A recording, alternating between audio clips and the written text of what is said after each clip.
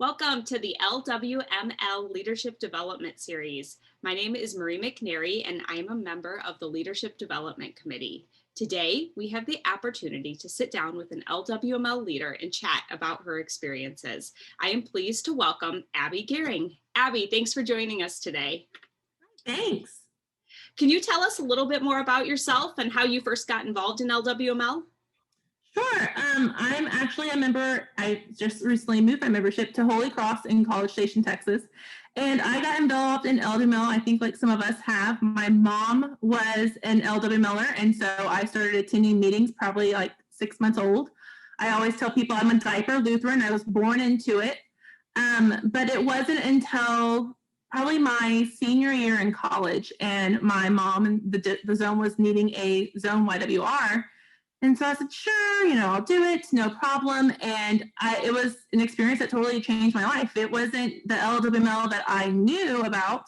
It wasn't just the funeral luncheons and the changing of the altar colors. It was service projects and Bible studies. And it was a lot more than what I had grown up knowing. And so I really just kind of got involved, and I got involved with the YWRs. That was my biggest focus. And so I did the zone, I went and did district, and then I actually ended up helping serve on the national level as well too. So I kind of hit all the YWR stuff I could. So, because that's just something real near and dear to my heart. Yeah, that's great. It's great to find something that you like and then kind of switch and get to try different positions within that area. So can you tell us a little bit about the different levels of different volunteer opportunities you've had, maybe how it's different to help with YWRs at a district level versus a national level?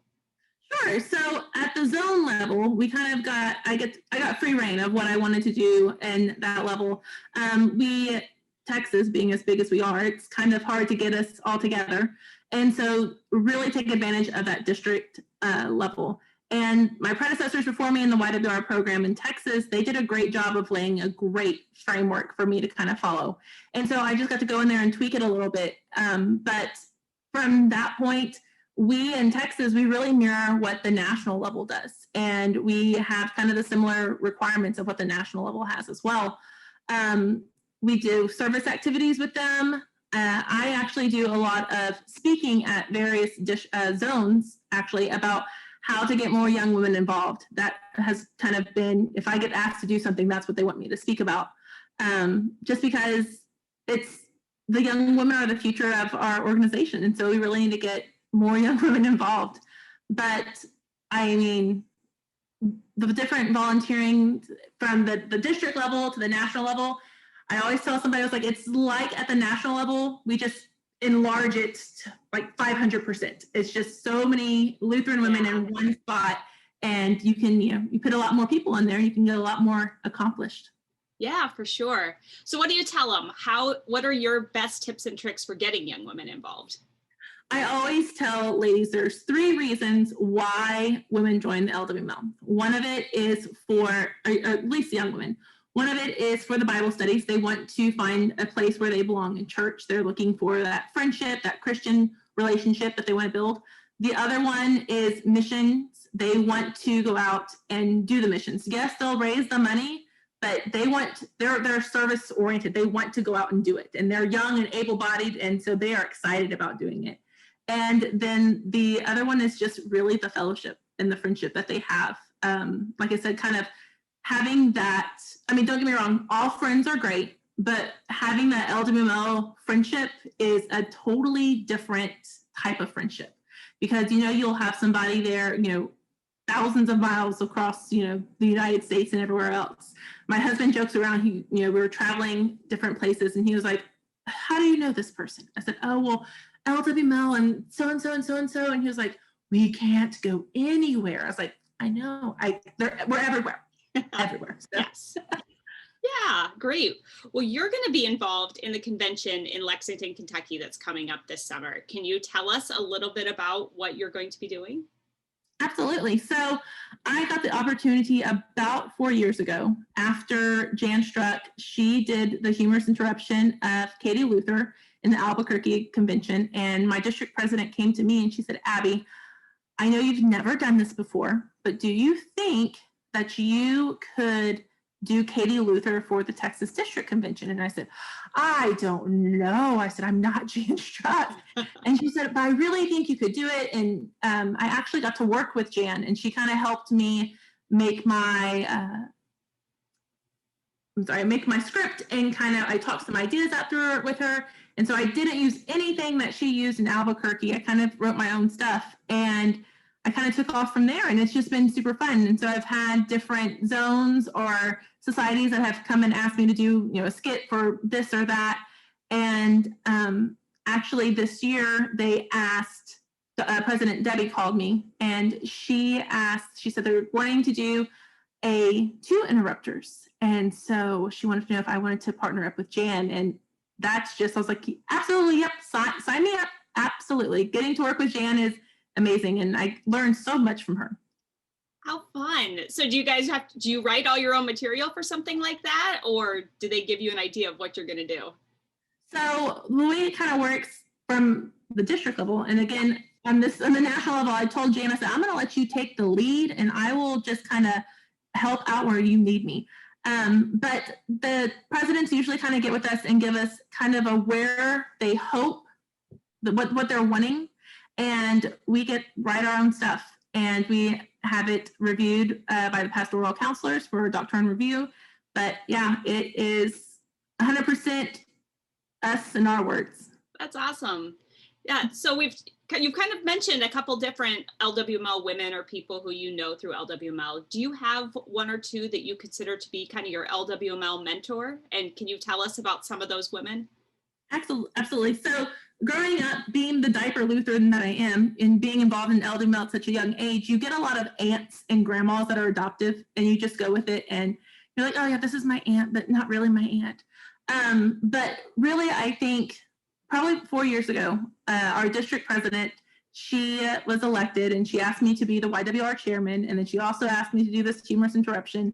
But she totally saw something in me that I didn't see in myself, and I took it and I ran with it, and it was great, and it got me even more involved in LWML. And she's the one that I call to if I have my LWML question. She's the one that whenever the quarterly sent out stuff about the convention, she, like a proud mom, she sent me a picture in the text message, and she goes, look who I just saw on the quarterly.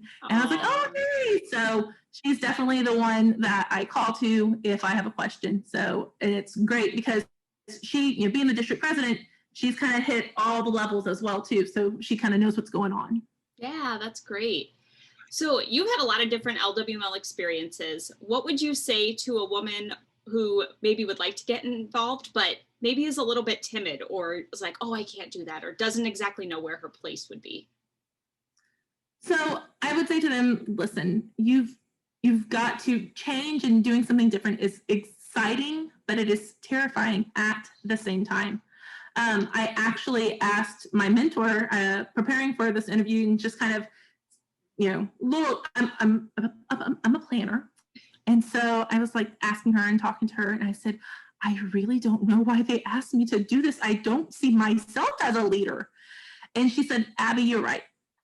She goes, you may not see yourself as a leader, but others do. So for those ladies that are a little timid, you may not see yourself as a leader, but there are other people who totally will. And God has a place for you in this organization, and you might learn a new skill set that you did not know that you have. But I mean, he will lead you to where you need to go, and he will provide the people there to help you.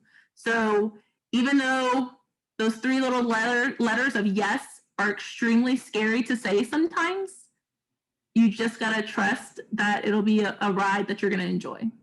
Yeah, for sure. Do you feel like how you've been able to lead and how you've been able to serve has changed and evolved through the years as you've gone? I think right now, a lot of my main focus has been, for as long as I've been involved, is with young women. Mm-hmm. And so I'm kind of like right in the middle of a crossroads in my leadership journey. I've held almost all the offices that you could that involve young women. And so I need to figure out for myself, what is my next step? And so that's where I kind of lean on God and ask him to show me a sign. And sometimes I tell him I'm going to need a bigger blinking sign of where you want me to go. And so kind of just waiting right now for that sign of which direction and which talents he's going to want me to start using. Yeah, do you feel you've been able to be a mentor to some of these young women now, as you've kind of hit this point where you kind of have both sides? You've been able to have some great mentors and now the opportunity to help kind of be that for other young women in your district? You never fully know that until they start asking you. And I've just been really blessed with a bunch of friends. I do have one, being the YWR chairman, I had a few that would always kind of ask me, hey, what do I do about this? Or I was asked to speak, what do I start with? And so I have had a few people ask me those questions, but I haven't had one that's been there, at least not to my knowledge. They might see that, but I haven't seen it yet. Yeah, well, great. Well, and how would what else, besides LWML, it sounds like you've done so many things. Maybe just tell viewers a little bit about what do you like to do when you're not doing your LWML time? What else do you enjoy that keeps you busy? So I am a elementary school teacher. I have been teaching, this is my 13th year teaching. And last year, of those 13 years, about 10 of them were in fourth grade. And so I knew fourth grade inside, outside, upside down. And I was ready for a change. And again, change it's scary, but I kind of put myself out there and I took a big leap of faith, and God landed me in a first grade classroom this year. And not only that, I'm a first grade virtual teacher. So that's even more of a change for me. But I do have some technology skills, so that kind of helped me out there. So that is kind of my career and what I enjoy doing. But aside from that, my husband and I just got married in November. And so planning a wedding during a pandemic, I do not recommend, but it's doable. We have 2 dogs. I have a dachshund and a rat terrier that are our fur babies, and we take them anywhere and everywhere we can. But yeah, so I mean, I grew up in a small rural area, and I have nieces and nephews, and so usually at some point during the year, I have I call them Tanta weeks, where they come up and they spend the time with me. And oh, fun! So yeah, it's fun. I'm super fun. Yeah. With family and friends, and so I have a lot of time outside of LWML, and I have to make it work. Oh, great. Well, thank you so much for taking some time to chat with us tonight, and we are looking forward to seeing your everything at Lexington. And yeah, said thanks so much. Thank you. And thank you everyone for listening to another interview in the LWML Leadership Development Series. You can see more of these interviews on lwml.org, and we will talk to you later. Thanks so much. Bye-bye.